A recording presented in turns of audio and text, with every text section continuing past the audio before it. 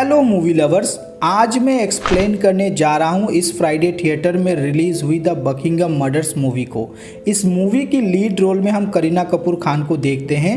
ये एक crime thriller movie है जो पूरी एक केस के इन्वेस्टिगेशन के अराउंड घूमती है और मैं दावे के साथ कह सकता हूँ कि आप लोग लास्ट तक गैस ही नहीं कर पाओगे कि इन सब के पीछे कौन है। मूवी की स्टार्टिंग में हमें एक कोर्ट रूम दिखाया जाता है जहां पर हम जसमीत को देखते हैं जिसके बेटे को एक साइको किलर ने मार दिया था।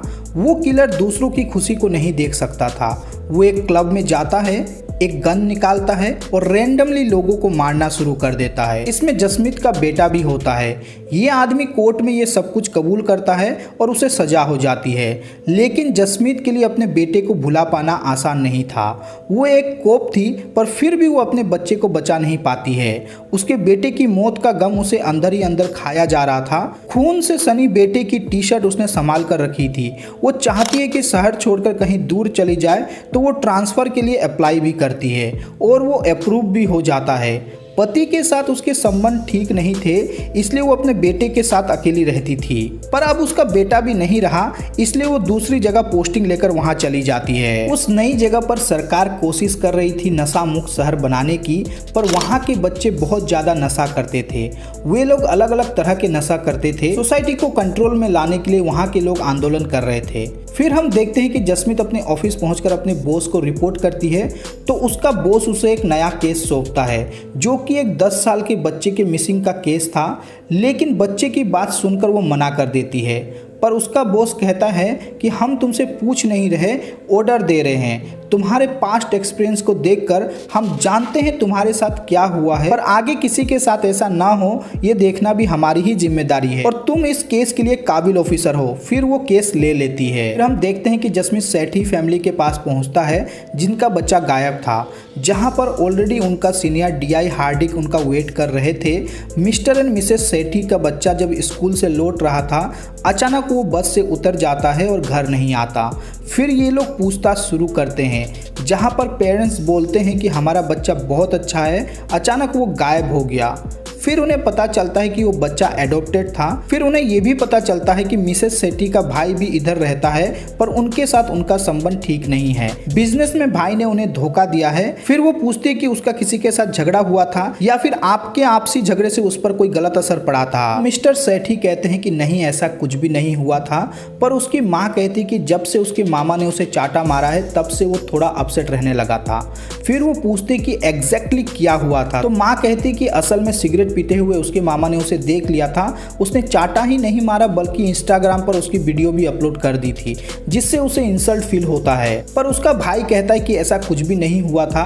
वो कहता है कि बच्चा गायब हुए बहुत टाइम हो चुका है, अब ये सब क्यों पूछ रहे हो, उसे ढूंढने में मदद करो। तो वो कहती है कि ये एक पुलिस प्रोसीजर है। फिर वहां से सारी इंफॉर्मेशन लेकर हेडक्वार्टर पहुंच जाती है। फिर बस के सीसीटीवी फुटेज को वो चेक करते हैं। वहां से उन्हें पता चलता है कि बच्चा एक पार्क के पास उतरा था। फिर पुलिस की टीम वहां जाकर इन्वेस्टिगेशन शुरू करती है। पूरी रात छानबीन करते हैं उसे ढूंढने के लिए। पानी में भी स्कूबा डाइवर को उतारा जाता है, लेकिन कोई भी सबूत हाथ नहीं लगता। लेकिन तभी डीआई हार्दिक को वहां कुछ नजर आता है, पर वो किसी को नहीं बुलाता। फिर अगली सुबह डीआई हार्दिक कहता है कि तुम लोग थक चुके होंगे, और वो अपने एक फेवरेट ऑफिसर जिसे वो अपने भाई की तरह ही मानता है अपने साथ लेकर वहां से चला जाता है। वो जसमीत को भी घर भेज देता है और कहता है कि कोई लीड मिले तो मैं तुम्हें कॉल करूंगा। फिर अगले दिन उनको उस बच्चे की लाश मिलती है, जिसे देखकर लगता है कि वो पानी में डूबकर मरा है, पर वो एक गाड़ी के पहले सीट पर था। गाड़ी का दरवाजा खुला हुआ था। फिर पोस्टमार्टम रिपोर्ट से पता चलता है कि उसकी मौत पानी में डूबने और गला घोटने से हुई थी। मिस्टर एंड मिसेस सेठी बहुत रोते हैं। जसमीत को भी रोना आ जाता है। उस बच्चे के दोस्तों से पता चलता है कि वो पियानो सीखने के लिए स्कूल के बाद जाया करता था, पर कुछ दिनों से वो वहां नहीं जा रहा था।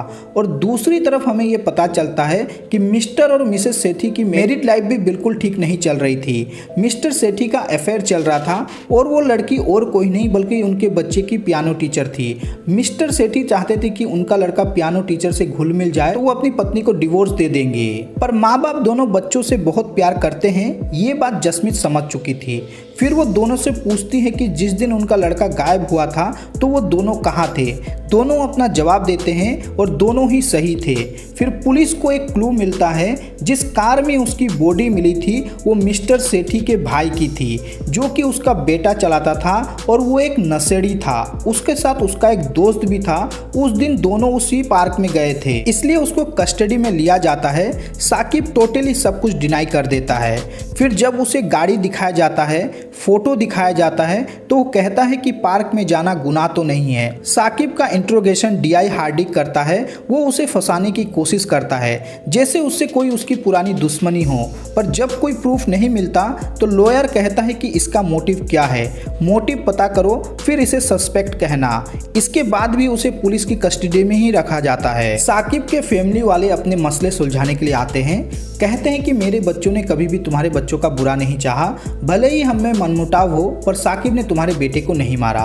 पर सेठी के सर पर तो मानो खून सवार था, क्योंकि सारे सबूत साकिब के खिलाफ थे।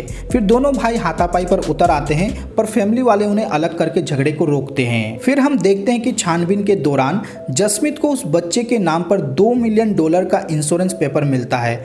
जसमीत पूरे फैमिली को संदेह के घेरे में लेती है। उस बच्चे का मामा पहले नशे का बिजनेस किया करता था, ये भी उन्हें पता चलता है। फिर जसमीत साकिब से बात करने जाती है सच्चाई का पता लगाने। वो कहता है कि तुम पुलिस वाली हो, तुम खुद पता लगा लो। जसमीत उसके माँ बाप की कंडीशन के बारे में बताती है, तो वो कहता है कि उस दिन मैं अपने दोस्त के साथ वहाँ बैठकर नशा कर रहा था। तब मैं देखता हूँ मेरे भाई को, वो हमारे पास आता है और हमसे कहता है कि मेरे पास एक पैकेट है, तुम खरीदोगे। मेरा दोस्त उससे पैकेट खरीद लेता है, पर उसके पास $30 कम था, तो वो पैकेट नहीं बेचता। मैं उससे कहता हूँ कि तुझे पैसे नहीं मिलेंगे, तू यहाँ से चला जा। पर वो कहता है कि मैं पैसे लिए बिना नहीं जाऊंगा, अगर पैसे नहीं दिए तो मैं तुम्हारी माँ को सब कुछ बता दूंगा कि तुम नशा करते हो। इसके बाद मुझे गुस्सा आ जाता है और मैं उसका सर नदी में डुबा देता हूँ। फिर उसे वार्निंग देकर छोड़ देता हूँ। और वो खुद नशे की दवाई बेच रहा था, जो कि उसके मामा ने उसे दिया था। फिर वो वहाँ से चला जाता है। आगे कहता है कि मैं एक गे हूँ और मेरा दोस्त मेरा पार्टनर है। हम इंटीमेट होकर नदी में नहाते हैं तो मेरे पैर में कुछ महसूस होता है। डुबकी लगाता हूँ तो देखता हूँ कि वहाँ मेरे भाई की लाश पड़ी थी। मैं घबरा गया था, समझ नहीं आ रहा था कि क्या करूं। फिर मैंने उसे मेरी कार में बिठाकर वहां से भाग गया, क्योंकि मुझे डर था कि कहीं पुलिस मुझे ना पकड़ ले। उधर मिस्टर सेठी का भाई मिसेस सेठी यानी कि अपनी भाभी पर फिदा था। वो उसे भाव नहीं देती थी। दूसरी तरफ पुलिस को यह पता चलता है कि पियानो टीचर के साथ मिस्टर सेठी का अफेयर चल रहा था। जसमीत ने उससे भी पूछताछ किया, पर कुछ पता नहीं चला। फिर मिस्टर सेठी से $2 मिलियन इंश्योरेंस के बारे में जब पूछा जाता है तो वो रोते हुए कहता है कि मैं मेरे बेटे के साथ ऐसा कभी नहीं कर सकता। फिर जसमीत कहती है कि पहले से ही तुम्हारा बिजनेस ठीक नहीं चल रहा है और $2 मिलियन से तुम्हारा बिजनेस फिर से ठीक हो सकता है, कोई भी ललचा सकता है, और वैसे भी ये बच्चा एडॉप्टेड था। मिस्टर सेठी इन सभी बातों को मानने से इनकार कर देता है। फिर हम देखते हैं कि मिस्टर सेठी का भाई उसकी भाभी को मोलेस्ट कर रहा था, तभी वहाँ पर मिस्टर सेठी आ जाते हैं। फिर उसे बर्तन से मारकर उसे मार डालते हैं। फिर उन्हें पुलिस स्टेशन बुलाया जाता है और मिसेस सेठी से पूछा जाता है क्या आपके पति आपको मारते थे, तो वो कहती है बहुत। फिर सीन शिफ्ट होता है और दूसरी जगह हम देखते हैं डीआई हार्डिक साकिब के दोस्त को पकड़ लेते हैं और उससे पूछताछ करते हैं। जसमीत आती है पुलिस के साथ। वहाँ हमें पता चलता है कि डीआई हार्डिक की बहन को भी नशे की लत थी, जिसे नशे का सामान साकिब ही दिया करता था, इसलिए वो साकिब को फंसाना चाहता था। उसका सच सबके सामने आ चुका था। समाज में उसकी क्या इज्जत रह जाएगी। वो एक ऑनेस्ट पुलिस ऑफिसर था, ये सोचकर वो सुसाइड कर लेता है। अब तक ये पता नहीं चलता कि असली कातिल कौन है। कोई ना कोई क्लू छूट रहा था। जहां बॉडी मिली थी वहां 2 डीएनए सैंपल मिले थे, एक साकिब का होता है और दूसरा किसी लड़की का था, जिसके ऊपर कभी शक नहीं गया।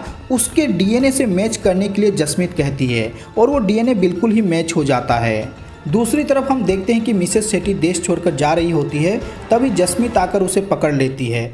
फिर आता है कन्फेशन का टाइम। वो कहती है कि शादी करने के बाद मेरी लाइफ ख़राब हो चुकी थी, नौकरानी की तरह काम करती हूँ। मेरे पति ने एक बच्चा एडॉप्ट किया, वो भी मेरी मर्जी के खिलाफ। मेरे पति मुझसे बिल्कुल ही प्यार नहीं करते थे।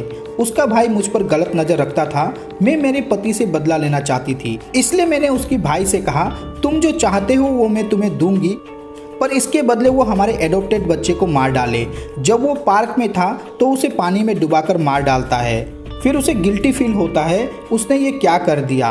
फिर वो मेरे पास आया, मैंने मेरा किया हुआ वादा तोड़ दिया। गुस्से में आकर मुझे पकड़ता है तो मैं नाटक करती हूँ कि वो मेरे साथ गलत कर रहा था। इतने में मेरे पति आकर उसे मार डालते हैं। मैं जानती थी मेरे पति शॉर्ट टेम्पर्ड हैं, इसी बात का मैंने फ़ायदा उठाया। तब जसमीत कहती है कि मारना था तो अपने पति को मारती, बच्चे को क्यों मारा।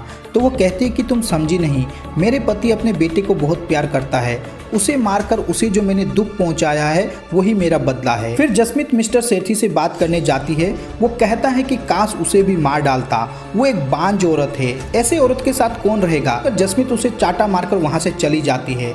जसमीत धीरे धीरे डिप्रेशन से बाहर आ रही थी और फिल्म यहाँ पर ख़त्म हो जाती है। वीडियो पसंद आई हो तो वीडियो को एक लाइक करके चैनल को जरूर सब्सक्राइब कर देना।